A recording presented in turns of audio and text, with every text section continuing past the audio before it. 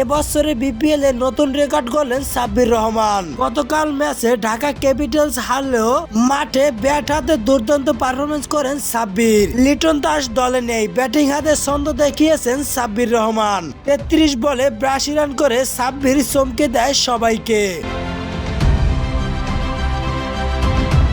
প্রথম ৩ ম্যাচের একাদশে দলের সুযোগ হয়নি সাব্বির রহমানের। তাতে ঢাকা ক্যাপিটালস টিমের যে কত বড় ভুল হয়েছে সেটা যেন হারে হারেই টের পাচ্ছে। সাব্বিরকে দলের সুযোগ না দেওয়ায় ঢাকার সমর্থকদের পক্ষ থেকে বয়কটের ডাকও চলে এসেছিল।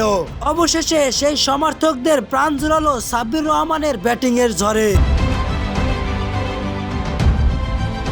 গতকাল সিলেট আন্তর্জাতিক স্টেডিয়ামে ঢাকার বিপক্ষে খেলেন চিটাগাং কিংস। এখন পর্যন্ত কোনো ম্যাচেই জয় না পাওয়া ঢাকা ওপেনিং এ খেলার শুরুটা তেমন ভালো হয়নি। 11তম ওভারে তৃতীয় বলে তৃতীয় উইকেটের পতন হয়, তা আবার মাত্র ৬৬ রানে। তারপরে ক্রিজে নামতে দেখা যায় সাব্বির রহমানকে।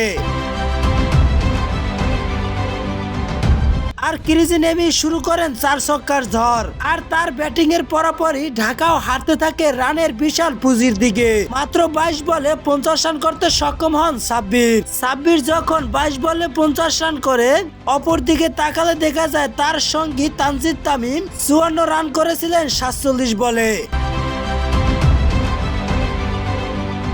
তানজিদ ৫৪ রানেই বিদায় নেন ক্রিজ থেকে। তবে ৫০ রান করার পরে আরো বিধ্বংসী হয়ে ওঠেন আমাদের সাব্বির রহমান। তবে তার ব্যাটিং এর তাণ্ডবে নার্ভাস হয়ে পড়েন ফিল্ডিং ও বোলাররাও। আর নতুন জীবন পান সাব্বির রহমান। শেষ পর্যন্ত মাত্র ৩৩ বলে ৮২ রান করে অপরাজিত থাকেন সাব্বিররা। স্ট্রাইক রেট ছিল প্রায় ২৫০, হাকান ৩টি ৪ এবং ৯টি ছক্কা।